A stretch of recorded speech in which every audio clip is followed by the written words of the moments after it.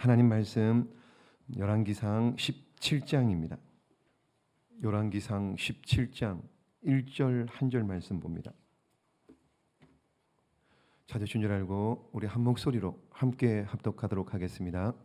길르앗에 우거하는 자 중에 디셉 사람 엘리야가 아합에게 말하되 내가 섬기는 이스라엘의 하나님 여호와께서 살아계심을 두고 맹세하노니 내 말이 없으면 수년 동안 비도 이슬도 있지 아니하리라 하니라.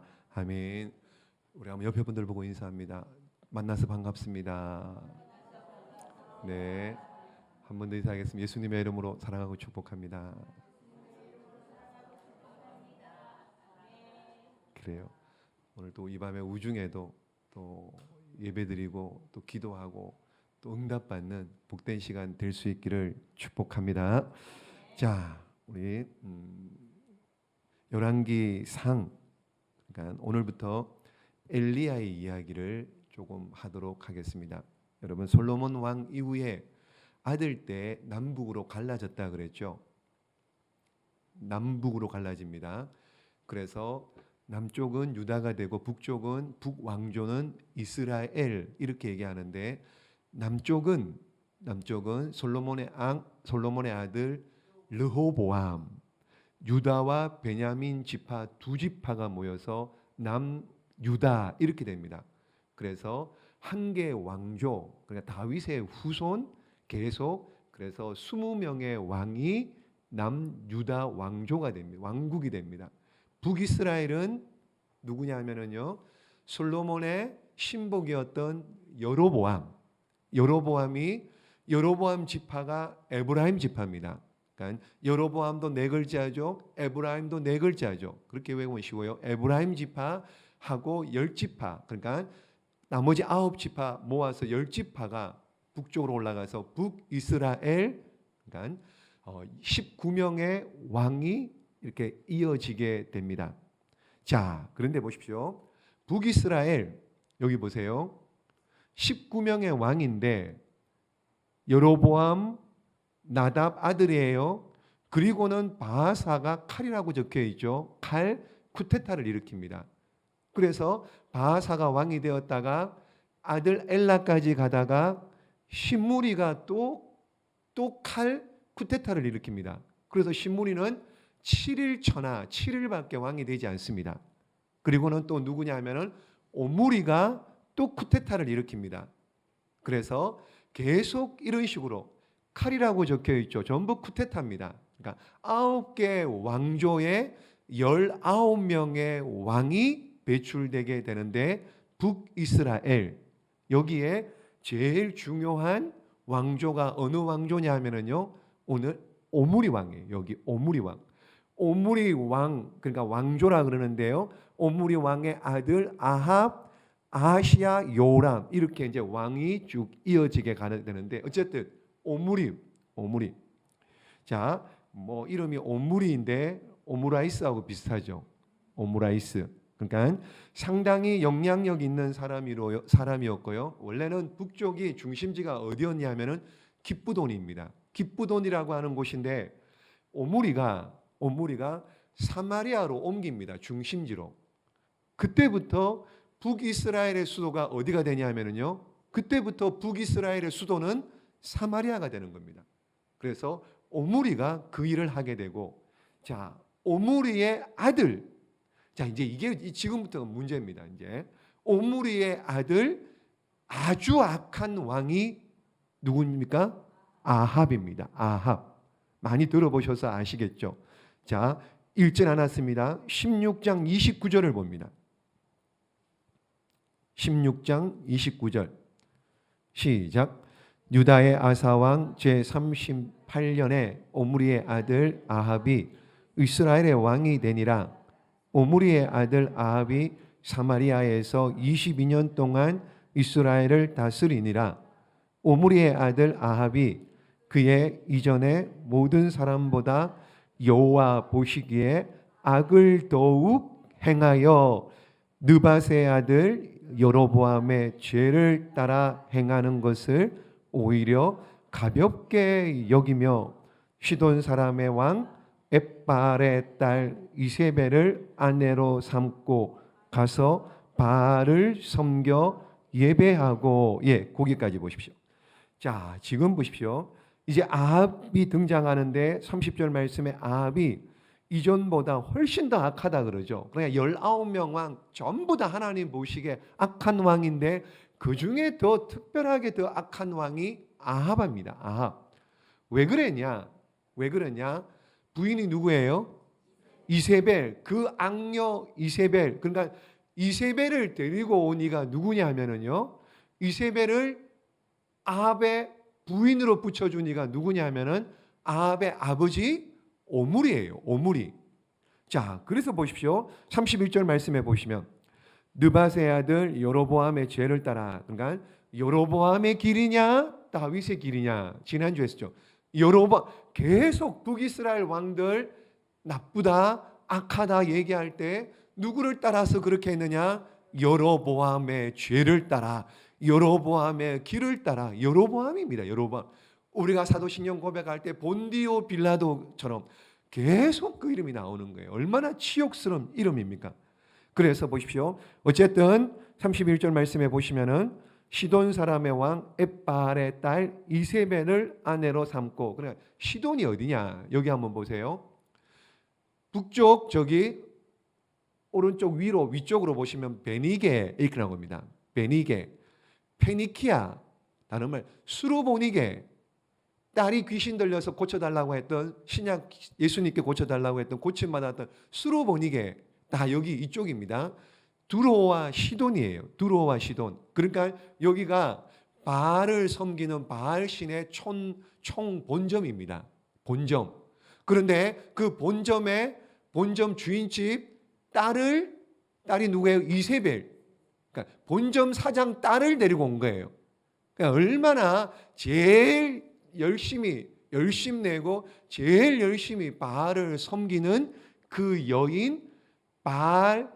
여러분 지금 뭐라고 한번 보세요. 31절 말 시돈 사람의 왕 엣발의 딸 이세벨을 아내로 삼아 데리고 옵니다. 혼자만 왔겠습니까?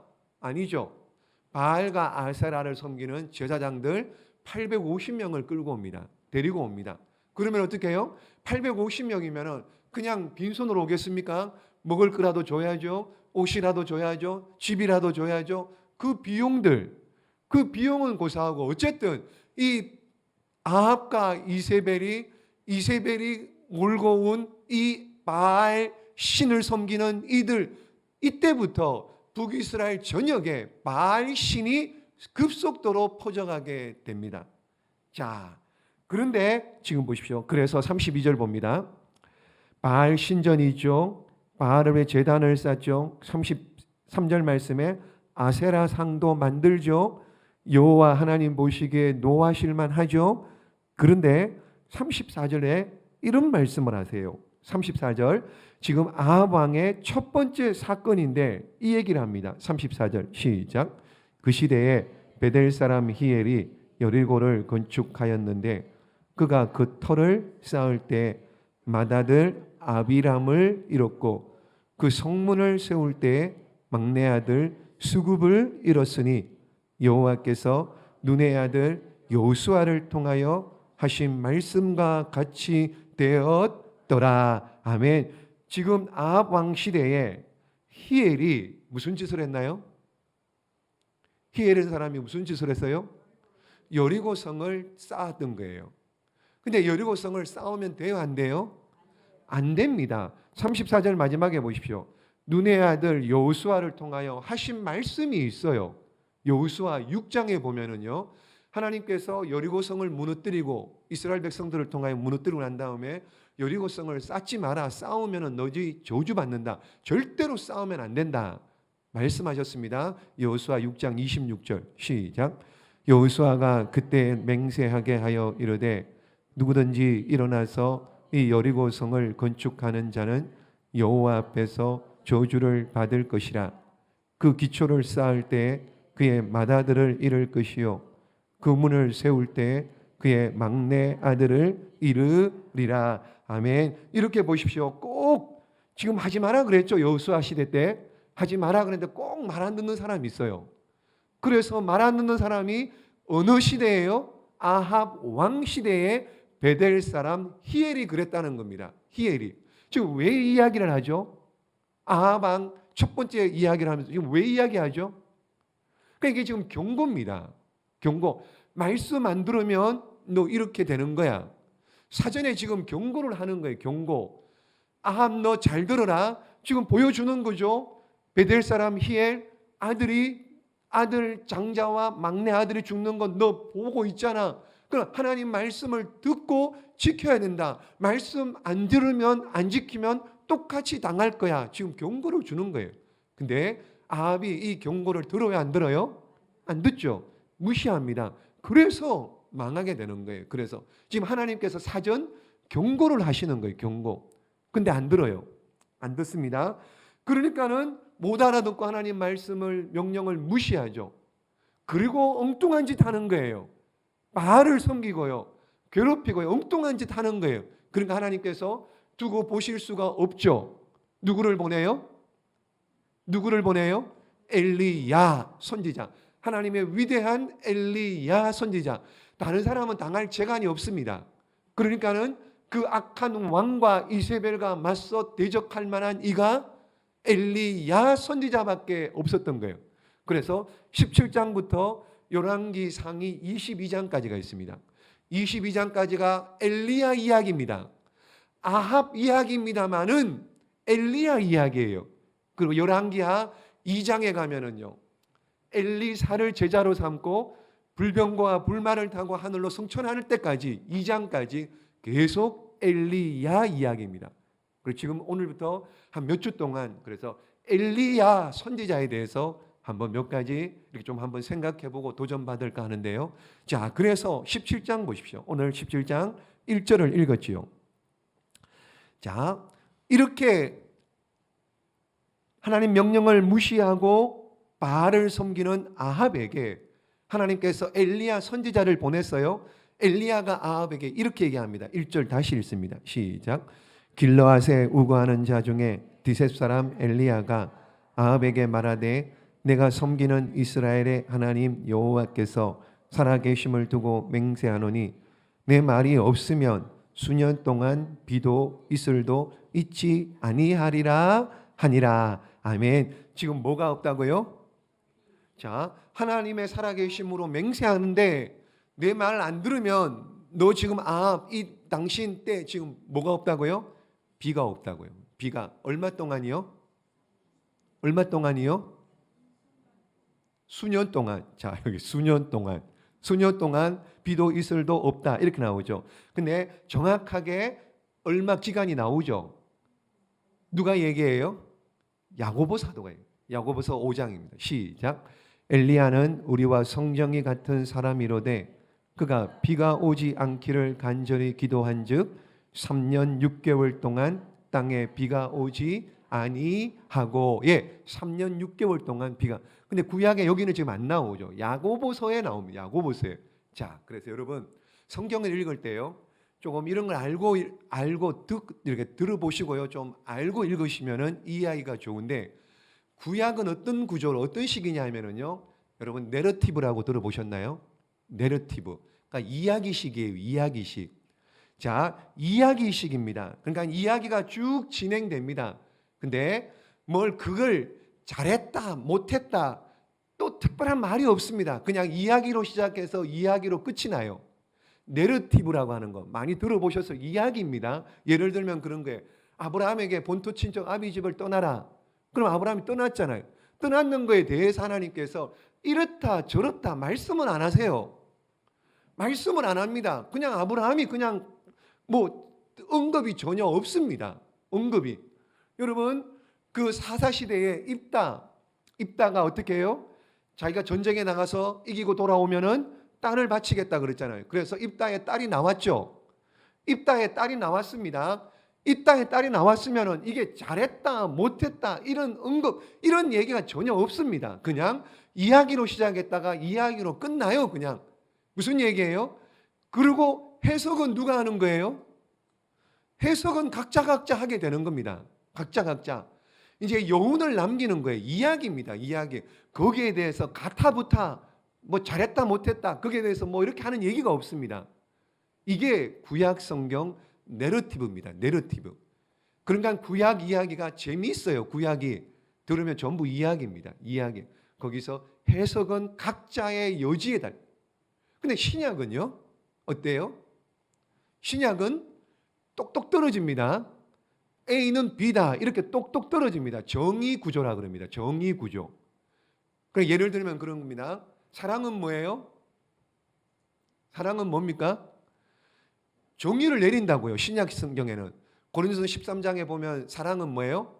사랑은 오래 참고, 사랑은 온유하고, 시기하지 아니하고, 사랑은 자랑하지 아니하며, 사랑은 하면 어떻게 해요? 정의를 딱 내려준다고요. 신약은. 자, 그럼 믿음은 뭡니까? 그렇죠?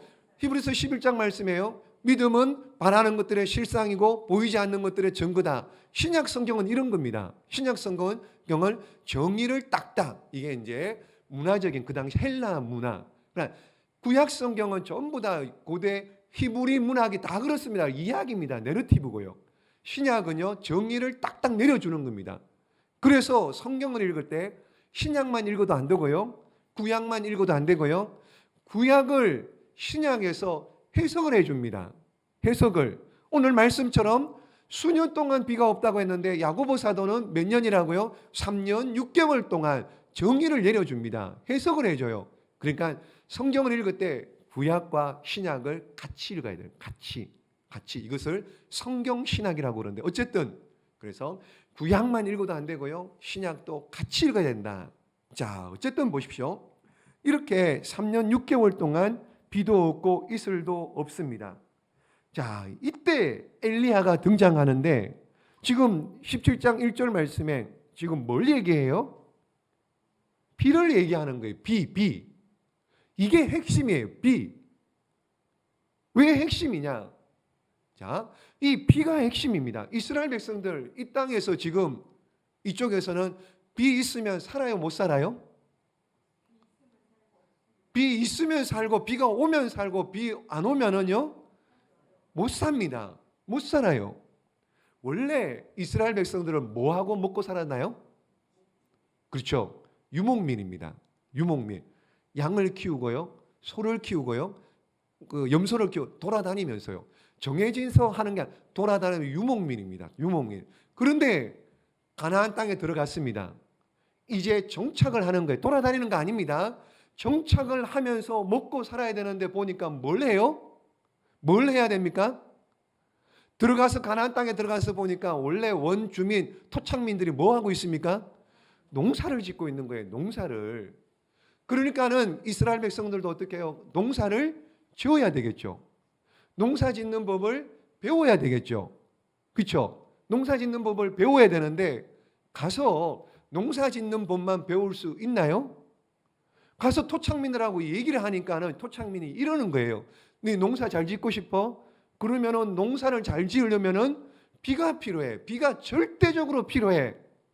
그래서 3년 6개월 동안 갈멜산에서 기도할 때 비 내리는 거, 그거 다 그 얘기예요. 비가 절대적으로 비가 중요한 겁니다. 그래서 토착민들이 어떻게 해요? 농사 잘 짓고 싶어? 그러면은 비를 내려주는 신이 있다.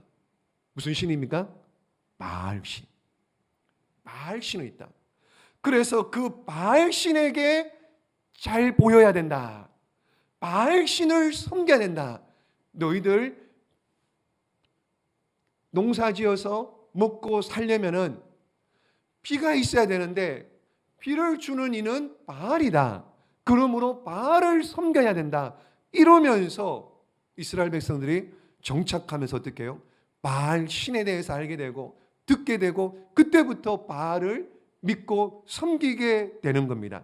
여러분 그 당시에는요, 트렌드가 이런 겁니다. 그 트렌드가 뭐냐면 하나님을 믿어요.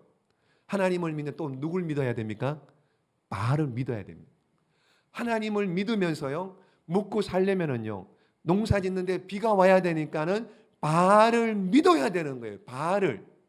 그러니까는 이스라엘 그 사람들의 생각 가운데 뭐가 꽁도 먹고 알도 먹고 가재치고 좀 조나요 안 조나 지금? 예? 또랑치고 가재 잡고 이런 겁니다. 근데 그 시대 사람들만 그랬을까요? 아니에요. 오늘 우리의 마찬가지입니다. 하나님 섬깁니다. 하나님 섬긴다고 합니다만은 세상에 똑같이 살아가는 거예요. 그냥 똑같이 남리해계할 것 없습니다. 세상과 하나님을 어떻게 해요? 동시에 섬기고 있는 것이 오늘 우리의 현실이고 모습이라는 거예요. 그래서 여러분 하나님과 세상을 견하여 섬기는 그때에 아합 선지자 아합 왕 때 바알을 신을 섬기는 그때에 하나님께서 엘리야 선지자를 보내요. 엘리야 여러분 보십시오. 엘리야 이름이요. 엘리야. 엘리가 뭡니까? 나의 하나님이에요. 야는 야훼입니다. 야훼 여호와 하나님. 그러니까 하나님은 나의 하나님이다. 엘리야. 그러나 이 엘리야 이름에 사명이 들어있는 거예요. 하나님 한 분만 섬겨야 되는 것. 엘리 제사장이 있었죠. 엘리 제사장. 신약 성경에 엘리 나오죠. 엘리 그냥 안 물어보면 다 아는데 물어보니까 잘 모르죠. 엘리 라마 사박다니 어디 나옵니까? 예수님 십자가에 죽으실 때 가상칠언 십자가에서 7마디 할 때 그 중에 하나가 엘리 라마 사박다니 무슨 뜻이에요? 그쵸, 나의 하나님. 27장입니다. 시작. 제9시쯤에 예수께서 크게 소리질러 이르시되 엘리 라마 사박다니 하시니 이는 곧 나의 하나님 어찌하여 나를 버리셨나이까 하는 뜻이라. 아멘. 엘리 나의 하나님. 그러니까 엘리야 선지자 이름에 사명이 고스란히 들은 나의 하나님만 섬기는 거야. 하나님만 섬기는 거. 하나님만 섬겨야 되는데 그 당시에 하나님만 섬기지 않은 거예요. 그러니까 엘리야 이 이름에는 여러분 뭐가 들어가 있느냐? 십계명의 첫 번째 이름이 들어가요.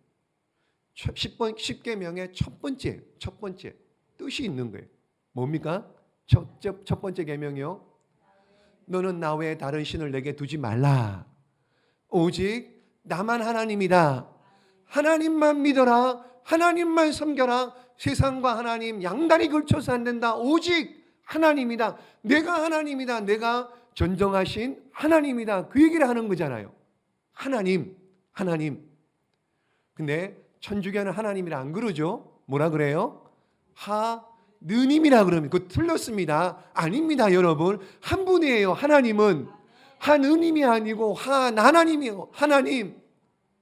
그래서 엘리야 선지자를 하나님께서 보내셔서 그 당시에 바알을 섬기고 있는 그 당시에 내가 하나님이다. 하나님만이 하나님이다 라는 것을 엘리야 선지자를 통해서 보여주시려고 엘리야 선지자를 보내주신 거다. 그 말씀인 거죠. 자, 여러분 하나님은 한 분이십니다. 절대로 하나님은 한 분이심을 그 하나님 한 분만 믿으시기를 주님의 이름으로 축복합니다. 자, 여러분 보십시오. 이렇게 엘리야 선지자가 아합에게 지금 이렇게 저주 비슷하게 비가 없을 것이다 선포를 했죠. 이게 지금 쉬운 일이에요? 어려운 일이에요? 그렇죠. 목숨 내놔야 됩니다. 엘리야 선지자가 목숨을 내놓은 겁니다. 그랬더니 보십시오. 자, 2절 말씀 한번 봅니다.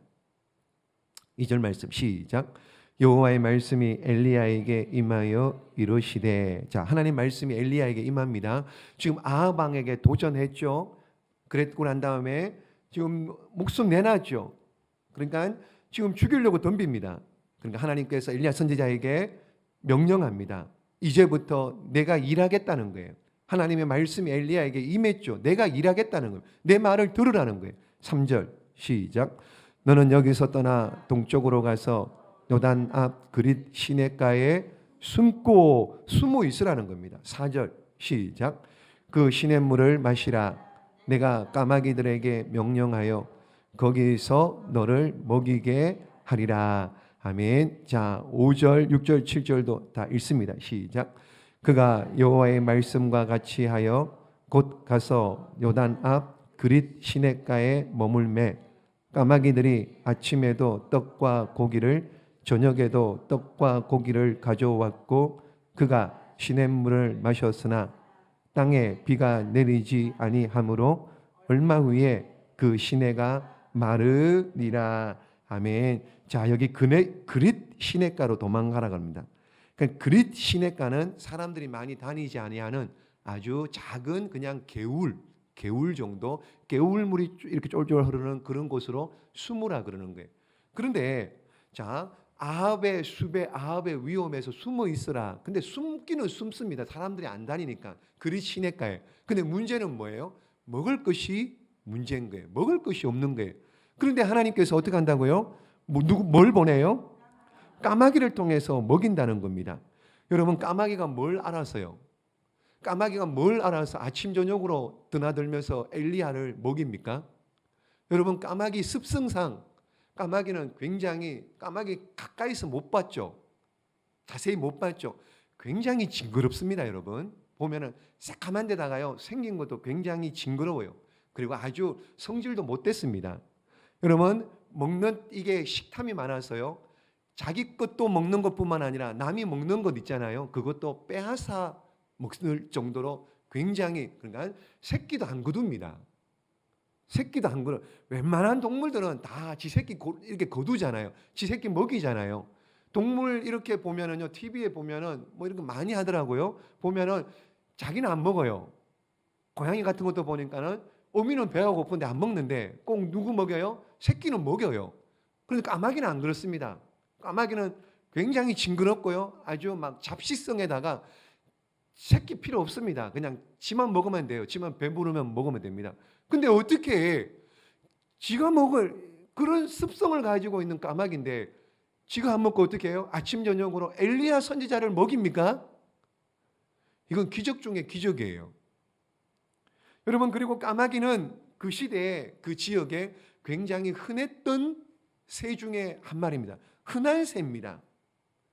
여러분, 그런데 그 위대한 엘리야 선지자를 지금 케어하는데 좀 특별하고 대단한 그런 게 아니고 그냥 흔한 까마귀를 통하여서 엘리야 선지자를 먹이는 거예요. 우리는 뭔가 하나님께서 특별하게 일하신다. 하나님 그러면 뭔가 대단하고 특별한 것을 도구로 사용하실 것 같아요. 그런데 그게 아니고 아주 보잘것없고 아주 일반적이고 아주 보통의 것을 하나님께서 사용하신다는 겁니다. 그러면서 하나님께서 일을 하시고 기적을 이루시고 하나님께서 뭔가를 하시는데, 그게 뭐예요? 도구가 중요한 것이 아니고 하나님이 뭘 쓰는 것이 중요한 것이 아니고 그것을 사용하시는 분이 누구라고요? 하나님이 특별하기 때문이에요. 하나님이 대단하시기 때문에 까마귀라도 쓰시는 거예요. 여러분, 모세를 보십시오. 하나님께서 출애굽기 3장 말씀에 떨기나무 불꽃 가운데서 하나님을 만나죠, 모세가.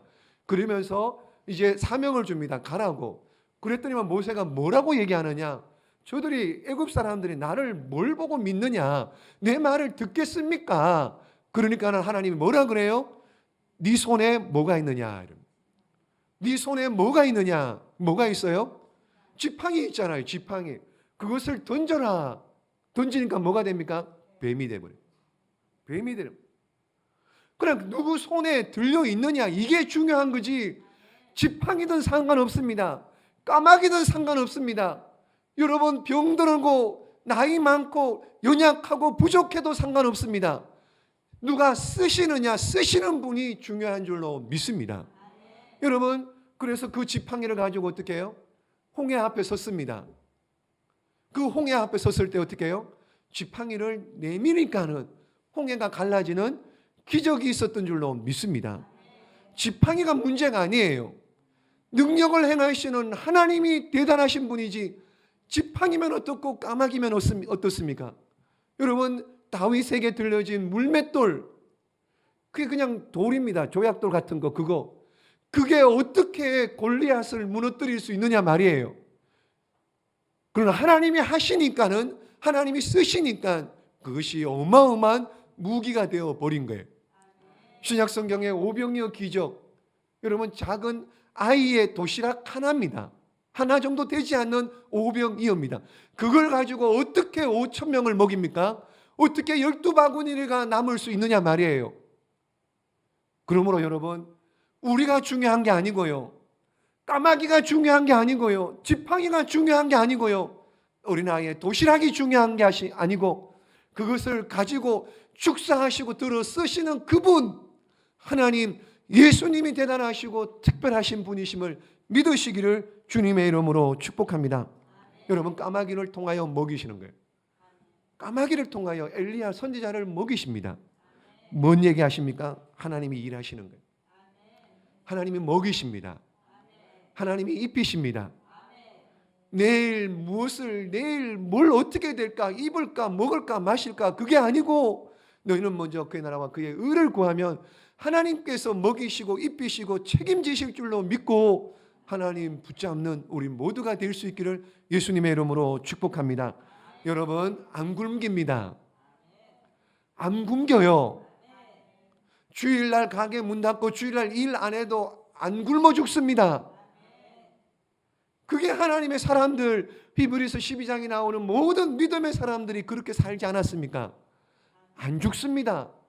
사명이 있기 때문에 저희들은 절대로 죽지 않을 줄로 믿습니다.